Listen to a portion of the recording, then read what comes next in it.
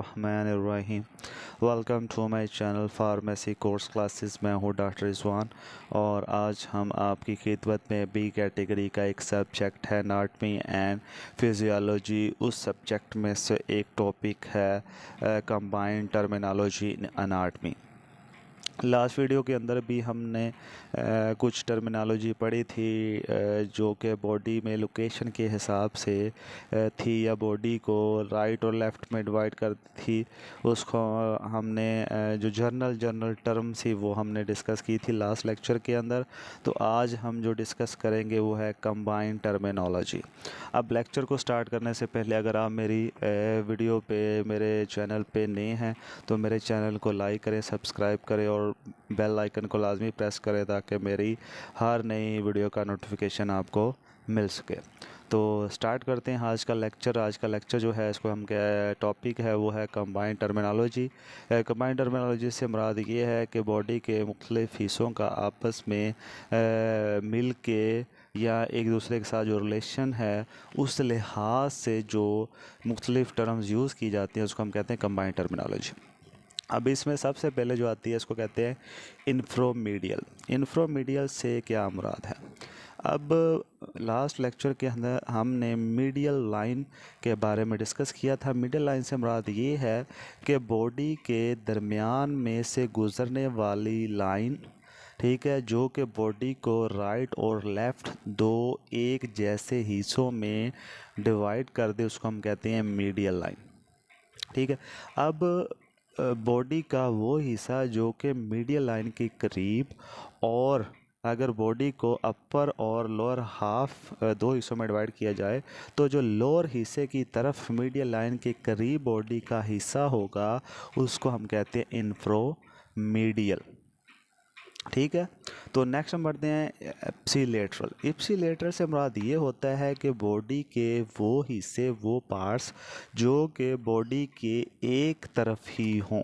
जिस तरह मैंने अभी बताया कि मिडिल लाइन वो लाइन है जो कि बॉडी के दरमियान में से गुजरती है और बॉडी को दो एक जैसे इक्वल पार्ट्स राइट और लेफ़्ट में तकसीम कर दे, उसको कहते हैं मिडिल लाइन। अच्छा, अब अगर मिडिल लाइन की बात करें तो जिस तरह हम कह सकते हैं कि बॉडी के दो हिस्से जो एक ही साइड पे हों। अब लेफ़्ट जो लेग है और लेफ़्ट जो आर्म्स हैं ये बॉडी के दोनों एक हिस्से की तरफ मौजूद हैं, इसको हम कहते हैं इप्सिलेटरल बॉडी के पार्ट्स। ठीक है, तो ये जो है इसको हम कहते हैं इप्सिलेटरल बॉडी के वो हिस्से जो बॉडी की दो हिस्सों में डिवाइड करने के बावजूद भी दोनों एक साइड पे हों, उसको हम कहते हैं इप्सिलेटरल। उसके बाद है कॉन्ट्रालेटरल। अब कॉन्ट्रालेटरल से मुराद ये है कि बॉडी के वो हिस्से या वो आर्गन जो कि अगर हम मीडियल लाइन के ज़रिए बॉडी को राइट और लेफ़्ट हिस्सों में डिवाइड भी करते हैं तो बॉडी के वो हिस्से जो कि एक दूसरे के मुखालफ सिमत में या मुखालफ पार्ट्स में पाए जाएं उसको हम कहते हैं कॉन्ट्रालेटरल। जिस तरह से दरमियान में से गुजरने वाली राइट लाइन जो है वो बॉडी को दाएं और बाएं हिस्सों में डिवाइड करती है, इस तरीके से अगर हम कहें दाएं बाजू और बाएं जो लेग है तो अब ये दोनों क्या हैं, बॉडी के एक हिस्से नहीं बल्कि मुख्तलिफ हिस्सों की तरफ पाए जाते हैं, तो इसको हम कह सकते हैं ये हैं कॉन्ट्रालेटरल बॉडी के parts. The left arm and the left right legs are contralateral to one another with respect to mid sagittal plane. ठीक है, मिड सैजिटल प्लेन यानी कि बॉडी के दरमियान में से गुजरने वाली जो लाइन है, जो प्लेन है, उसको हम कहते हैं मिड सैजिटल प्लेन। ठीक है, उसके बाद हम नेक्स्ट इसी में टर्मिनोलॉजी है बोन के लिहाज से, बोन की मूवमेंट के लिहाज से कुछ टर्मिनोलॉजी हैं वो भी हम डिस्कस करते हैं। तो पहले नंबर पे जो बोन्स की जो हरकत है उस लिहाज से जो टर्मिनोलॉजी है उसको हम कहते हैं फ्लेक्शन। फ्लेक्शन से मुराद ये होता है, जिस तरह से अगर आप राइट साइड पे एक डायग्राम सी आपको नज़र आ रही है कि अगर हम बाजू को मोड़ लें, अगर हम बाजू को मोड़ लें या बेंड कर लें कि इन कोहनी, जिस तरह हम कह लें जैसा कोहनी है, अब कोहनी जो है ये दो बोन के दरमियान में एक किस्म का जोड़ है जिसमें हमारा जो पीछे वाला बाजू जिसको हम ह्यूमरस कहते हैं उसमें बोन होती है और आगे वाला जो है रेडियस अल्ना होती है। तो दरमियान में जो जॉइंट है उसको हम कहते हैं एल्बो जॉइंट। ठीक है। अब जो दो ये जो बोन है ह्यूमरस और रेडियस और अल्ना, अगर हम जो ह्यूमरस है और इसके साथ जो रेडियस और अल्ना है इसको हम बेंड करते हैं अपने शोल्डर की तरफ, तो ह्यूमरस और रेडियस और अल्ना के दरमियान में जो एंगल है वो कम हो जाएगा। ठीक है, वो कम हो जाएगा और दो बोन्स के दरमियान जब एंगल कम हो जाता है तो उसको हम कहते हैं flexion movement. Bending movement in which the angle between two bones decrease, दो हड्डियों के दरमियान में अगर जो जाविया है, जो एंगल है दो बोन का अगर कम हो जाए तो ऐसी बोन की मूवमेंट को हम फ्लेक्शन कहते हैं। Bending the elbow or clenching a hand into a fist. ठीक है, यहाँ तो उन्होंने कहा है कि या तो हम बाजू को बेंड कर लें, मोड़ लें, अपने जो हाथ है वो शोल्डर की तरफ ले आए, या फिर हम एक अपनी जो पांचों उंगलियां उसको एक मुट्ठी की शक्ल दे दें, तो ये भी एक किस्म का क्या है, फ्लेक्शन है। उसके बाद आते हैं एक्सटेंशन। अब एक्सटेंशन से मुराद इसके उल्ट है। अगर दो बोन्स के दरमियान में ऐसी मूवमेंट या ऐसी हरकत जिसमें दो बोन्स के दरमियान में जो एंगल है, जो जाविया है, अगर वो बढ़ जाए तो उसको हम क्या कहते हैं, उसको हम एक्सटेंशन कहते हैं। ठीक है, एक्सटेंशन का मतलब होता है बढ़ाना। ठीक है, standing movement in which angle और distance between two bones increase, इसको कहते हैं एक्सटेंशन। बाजू का मोड़ना फ्लेक्शन, और बाजू का सीधे कर लेना या टांग का मोड़ना फ्लेक्शन, या टांग का बिल्कुल सीधे कर लेना, यह क्या कहलाता है, एक्सटेंशन कहलाता है। ऊपर बाजू वाला एग्जांपल भी आप देख सकते हैं, बेंड करना, फ्लेक्शन और सीधा कर लेना, एक्सटेंशन। इस तरीके से ये जो नीचे लेग दिखाई गई है, टांग दिखाई गई है, इसमें भी आप देख सकते हैं कि जो टांग है उसका बिल्कुल सीधा कर जाना एक्सटेंशन, और पीछे की तरफ मोड़ लेना, ये क्या कहलाता है, फ्लेक्शन कहलाता है।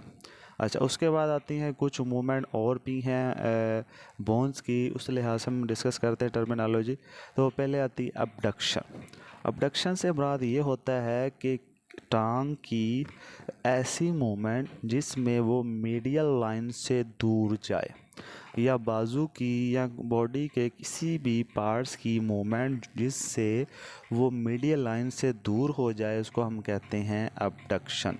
जिस तरह से ऊपर वाली जो डायग्राम है उसमें दिखाया गया राइट साइड पे कि अगर हम बाजू पहले नीचे था और साइन ऑफ एरो की तरफ ऊपर की तरफ ले गया है, अब मीडियल लाइन से मुराद यानी कि दरमियान से गुजरने वाली लाइन, जिस तरह हम कह रहे नाफ है, ऊपर चेस्ट है, इधर से दरमियान में से गुजरने वाली जो लाइन है, इससे बाजू जब नीचे था तो करीब था, अब अगर हम ऊपर की तरफ ले जा रहे हैं तो मीडियल लाइन से क्या हो रहा है, दूर हो रहा है, तो इसको हम कहते हैं अबडक्शन।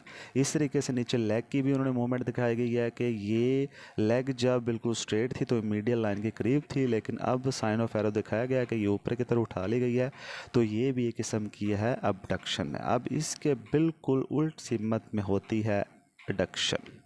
एडक्शन से मुराद वही है कि अगर बाजू ऊपर की तरफ उठा हुआ था और उसको दोबारा से नीचे की तरफ ले आए नॉर्मल कंडीशन में, तो यानी कि वो मिडिल लाइन की तरफ मूव कर रहा है, इसको कहेंगे एडक्शन। ठीक है, दूर जाने को अबडक्शन, और वापस करीब आ जाने को या वापस अपने हालत में आ जाना जो नॉर्मल थी, इसको हम कहते हैं एडक्शन। ठीक है, तो ये टर्मिनोलॉजी है। इसके बाद नेक्स्ट आती हैं प्रोनेशन, ये फिजियोलॉजी में आ जाती हैं। प्रोनेशन जो है, प्रोनेशन से मुराद होता है कि movement of for arm in which position that palm facing downward. मतलब ये है कि अगर हम अपने जो हथेली है उसकी इस लिहाज से उसको हम रखें कि उसकी जो हथेली वाला हिस्सा है वो नीचे की तरफ हो, जिस तरह ऊपर वाली डायग्राम में दिखाया गया है कि हमें हाथ की पीछे वाली जो जिल्द है वो नज़र आ रही है, जो हथेली हमें नज़र नहीं आ रही। हथेली क्या है, नीचे की तरफ है। तो फोर आर्म से मुराद ये है कि आगे वाला बाजू या बाजू का आगे वाला हिस्सा जो है उसकी ऐसी पोजीशन जिसमें उसकी जो पाम है, जो हथेली है, वो नीचे की तरफ वो हमें नज़र ना आए, इसको कहते हैं प्रोनेशन। और अगर वो हथेली जो है वो ऊपर की तरफ हो, जैसे कि नीचे वाले डायग्राम में दिखाया गया, उसको कहते हैं सुपिनेशन।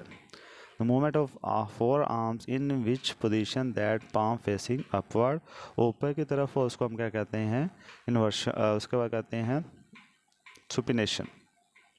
अच्छा, अब नेक्स्ट है इन्वर्जन। इन्वर्जन से मुराद ये होता है कि बॉडी का मीडियल लाइन की तरफ मूव करना, जैसा मैंने पहले बता दिया।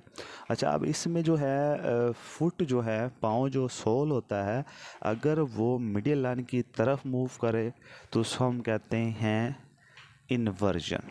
ठीक है, जैसे कि राइट साइड पे जो डायग्राम है और ज़्यादा राइट साइड पे आप कह लें जो है फर्स्ट डायग्राम, उसको हम कहते हैं इन्वर्जन। और इसी तरीके से अगर जो मूवमेंट है वो सोल की वो मीडियल लाइन से दूर हो तो इसको हम कहते हैं ईवर्जन। करीब हो तो इन्वर्जन और दूर हो तो इन्वर्जन। अच्छा, उसके बाद आते हैं एलिवेशन। एलिवेशन से मुराद होता है ऊपर की तरफ उठ जाना। ठीक है, movement of bone towards the upper side is called elevation. अब इससे मुराद ये है कि जिस तरह के ये पिक के अंदर भी दिखाया गया है, तस्वीर के अंदर दिखाया गया है कि जब हम मुंह बंद करके रखते हैं तो हमारे जो नीचे वाला और ऊपर वाला जबड़ा बिल्कुल एक दूसरे के साथ आपके लिए अटैच हो जाते हैं, मुंह हमारा जिस तरह बंद हो जाता है। लेकिन अगर हम थोड़ा सा मुंह खोलेंगे तो नीचे वाला जो जबड़ा है वो नीचे की तरफ आना शुरू कर देगा। ठीक है, अब नीचे की तरफ जो आएगा इसको हम कहते हैं डिप्रेशन। ठीक है, बोन की ऐसी मूवमेंट कि अगर वो नीचे की तरफ मूव करे तो उसको हम कहते हैं डिप्रेशन। और अगर हम मुंह बंद करेंगे तो ज़ाहिर बात है जो जबड़ा है वो ऊपर की तरफ मूव करेगा, इसको हम क्या कहेंगे, एलिवेशन कहेंगे। ठीक है, यानी कि जब हम मुंह बंद रखेंगे तो दोनों जबड़े क्या हैं, वो एक दूसरे के बिल्कुल आप कह सकते हैं कि करीब हैं, जिस तरह ये यहाँ दिखाया गया। तो अगर हम मुंह खोलेंगे तो जबड़ा नीचे की तरफ मुंह करेगा, डिप्रेशन। और अगर दोबारा से हम नॉर्मल की तरफ लेके जाए तो उसको हम कहेंगे एलिवेशन। अच्छा, उसके बाद नेक्स्ट है प्लांटर फ्लेक्शन। प्लांटर फ्लेक्शन से मुराद ये है कि movement of the sole of foot in which angle और distance between foot and legs increase. ठीक है, मतलब ये है कि पाँव का जो तला आप कह लें जो होता है, जो सोल होता है, उसकी इस ज़ाविये के साथ हरकत जिसमें पाँव और जो लेग है उसके दरमियान में फ़ासला बढ़ जाए, इसको कहते हैं प्लांटर फ्लेक्शन। और इसी तरीके से अगर इन दोनों के दरमियान में जो ज़ाविया है, जो फ़ासला है, अगर वो कम हो जाए तो उसको हम कहते हैं डोर्सिफ्लेक्शन। जिस तरह से नीचे ये दिखाया गया है कि अब आप देख सकते हैं कि हम अगर पाँव जो है ऊपर की तरफ उठा रहे हैं, ठीक है, जिस तरह हम नॉर्मल खड़े होते हैं तो पाँव बिल्कुल ज़मीन के साथ टच हो रहे होते हैं। अगर हम पाँव को ऊपर की तरफ उठाएं और जो डिस्टेंस है आप देख सकते हैं कि पाँव और जो लेग है उसके दरमियान फासला कम हो रहा है तो उसको हम कहेंगे, एंगल कम हो रहा है, इसको हम कहते हैं डोर्सिफ्लेक्शन। और अगर हम पाँव उठे हुए पाँव को दोबारा से नीचे की तरफ ज़मीन पे रख दें बिल्कुल स्ट्रेट तो ये एंगल बढ़ रहा है, इसको हम क्या कहेंगे, प्लांटर फ्लेक्शन। ठीक है, डोर्सिफ्लेक्शन, प्लांटर फ्लेक्शन। तो आज का ये टॉपिक था। मैं उम्मीद करता हूँ कि ये जो टर्मिनोलॉजी हैं आपको समझ आ गई होंगी। इंशाल्लाह नेक्स्ट वीडियो में फिर हम एक नए टॉपिक के साथ खिदमत में हाज़िर होंगे। तो नेक्स्ट वीडियो तक के लिए मुझे इजाज़त दीजिए।